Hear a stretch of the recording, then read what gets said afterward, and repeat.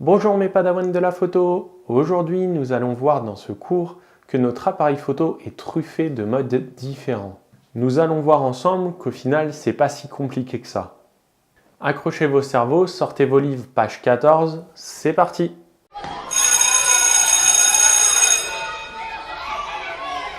Chapitre 1. Les différents modes de notre appareil photo. Dans votre appareil photo se trouve une farandole de modes. Vous pouvez les changer à l'aide de votre molette au-dessus de votre appareil photo ou dans les menus. Généralement, les modes ne diffèrent pas entre les modèles d'appareil photo. Il peut y avoir des variantes, mais ça reste le même système. Donc nous allons lister tous les modes que possède votre appareil photo.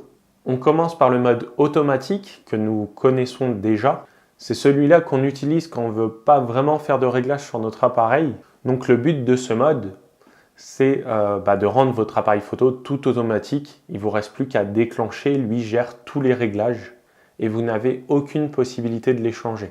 Donc le mode automatique est un mode qui fait très bien son travail, sauf que forcément vous allez manquer de liberté dans les réglages de votre photo et donc vous n'allez pas pouvoir être créatif.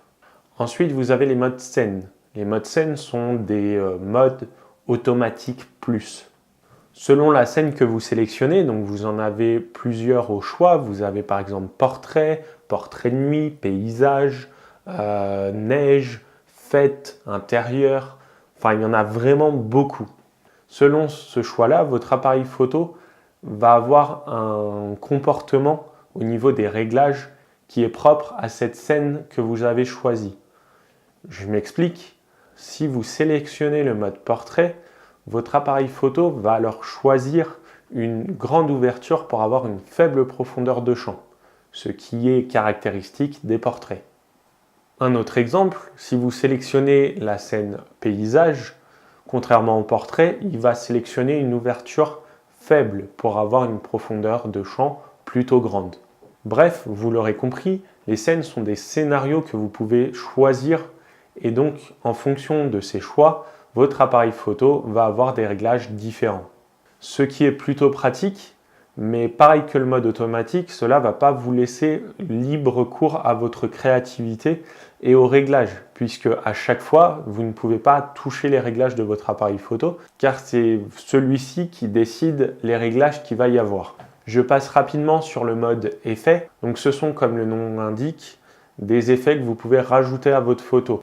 C'est pratique quand vous n'avez pas de logiciel de retouche, mais vous allez vite voir que c'est assez limité et que généralement le rendu est assez fake. On passe maintenant au mode U1 et U2 qui sont C1 et C2 sur un Canon. Donc ces modes sont personnalisables. C'est vous qui allez enregistrer les réglages que vous souhaitez sur ces modes. C'est plutôt pratique quand vous avez un événement qui se passe devant vous et que vous devez rapidement changer de réglage. Donc il suffit de régler votre appareil photo avec le mode, les 3 réglages qu'on a vus du triangle d'exposition. Vous pouvez aussi régler l'autofocus, vous pouvez régler les collimateurs, vous pouvez régler le mode d'exposition. Bref, vous pouvez vraiment tout régler. Ensuite, il vous suffit d'aller dans votre menu et de faire enregistrer les réglages personnels. Il vous demande alors de choisir entre U1 et U2 ou C1, C2 et vous le mettez là où vous voulez. Il y a aussi le mode A ou AV sur les Canon. C'est le mode priorité ouverture. C'est un mode semi-automatique qui va vous permettre de gérer l'ouverture de votre appareil photo et de laisser celui-ci gérer la vitesse. Ah oui, j'ai oublié de vous dire que les ISO peuvent être manuels ou automatiques indépendamment du mode sélectionné. Donc par rapport à l'ouverture que nous choisissons sur notre appareil photo avec le mode A, la vitesse va être gérée automatiquement pour avoir une photo bien exposée. A l'inverse, nous avons le mode S ou TV sur les Canon qui nous permet de gérer la vitesse.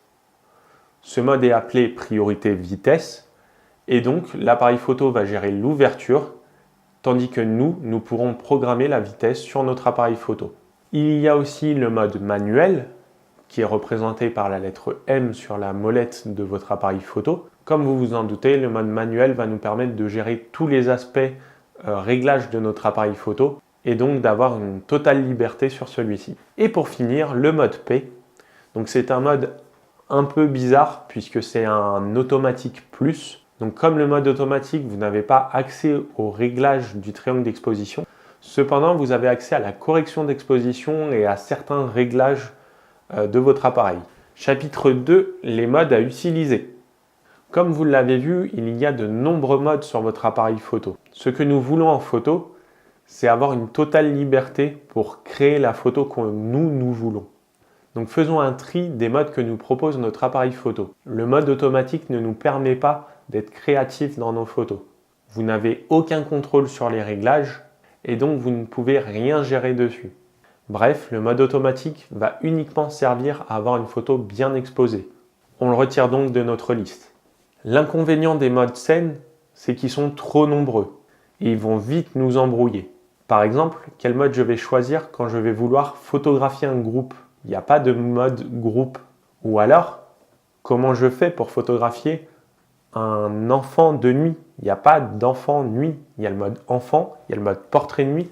Qu'est-ce que je choisis? Vous voyez où je veux en venir? Le mode scène, pareil que le mode automatique, ne nous donne pas entière liberté sur les réglages et donc ne nous permet pas de créer la photo que nous voulons. Le mode P est un mode automatique plus. Donc pareil que le mode automatique, il ne va pas nous servir dans la créativité de nos photos. Il nous reste donc 3 modes. Le mode A, priorité ouverture, le mode S, priorité vitesse, et le mode manuel, la lettre M. Le mode A et S sont des modes semi-automatiques. Donc on va garder ces 3 modes qui vont nous servir dans toutes les situations que nous allons rencontrer en photographie. Chapitre 3, quand utiliser ces modes? Le mode priorité ouverture va nous permettre de gérer l'ouverture de notre appareil photo, tandis que ce dernier va gérer automatiquement la vitesse. Il va donc nous permettre de régler la profondeur de champ. Cela va être utile pour mettre en valeur notre sujet. On utilise généralement le mode priorité ouverture quand notre sujet ne bouge pas. A l'inverse, le mode S, donc priorité vitesse, va nous permettre de gérer la vitesse de notre appareil photo, tandis que le boîtier va gérer l'ouverture. Comme vous l'aurez deviné, ce mode va nous permettre de gérer le flou de bouger et de mouvement de notre photo. Par exemple, si vous voulez une vitesse d'1 centième de seconde, vous pouvez parfaitement la mettre sur votre appareil et cette vitesse ne bougera pas. Généralement, on utilise ce mode quand notre sujet bouge, généralement en photo de sport ou en photo animalière, pour ainsi figer le mouvement. La question à se poser pour choisir soit l'un soit l'autre est donc la suivante. Est-ce que mon sujet bouge? Si oui, vous allez plutôt vous mettre en priorité vitesse et sinon, vous allez plutôt vous mettre en priorité ouverture. Personnellement, je shoote quasiment qu'en priorité ouverture. Peut-être est-ce un tort, je ne sais pas. Par contre, j'utilise la priorité vitesse en cas de nécessité extrême lorsque je veux une vitesse bien spécifique. Donc dans ma pratique de la photo, je laisse le plus souvent mon appareil photo gérer la vitesse et il le fait plutôt bien. Et le mode manuel alors? Le mode manuel est un mode que j'utilise que dans des cas exceptionnels. Par exemple en photo de nuit, quand j'utilise des flashs, les photos de feux d'artifice aussi, il faut les shooter en mode manuel. Il y a de nombreuses situations où il est nécessaire de shooter en manuel. Je ne pense pas que ce soit utile de vous embêter à shooter qu'en manuel et à gérer tous les réglages de votre appareil photo. S'il existe des modes semi-automatiques, je pense qu'il est bon de les utiliser, mais c'est vraiment un gain en confort et en rapidité. Chapitre 4, conclusion. Nous avons donc retenu 3 modes. Le mode A, priorité ouverture, le mode S, priorité vitesse, et le mode M, le mode manuel, ou AV, TV, M sur les Canon. Le mode A nous laisse gérer l'ouverture, le mode S nous laisse gérer la vitesse, et le mode manuel nous laisse gérer tout notre appareil photo. Plutôt facile, non? On a 3 modes à retenir, A, S, M, qui vont couvrir la totalité des situations photographiques que nous pouvons rencontrer. Chapitre 5, exercice. Pour illustrer notre cours, vous allez devoir me faire 3 photos. Bien entendu, il va falloir changer de mode. Il va falloir donc me faire une photo avec un sujet fixe, un sujet mobile et une situation où vous allez devoir utiliser le mode manuel. Je vous laisse la découvrir. Donc, forcément, vous allez devoir utiliser le mode A, S et M. Il ne me reste plus qu'à vous dire que la force du photon soit avec vous. Si vous avez aimé cette vidéo, n'hésitez pas à vous abonner à la chaîne pour avoir les notifications des prochaines vidéos. Si vous souhaitez m'encourager, n'hésitez pas à mettre un pouce en bas de la vidéo. Et pour suivre mes photos sur ma page Facebook, je vous mets le lien dans la description. Ciao!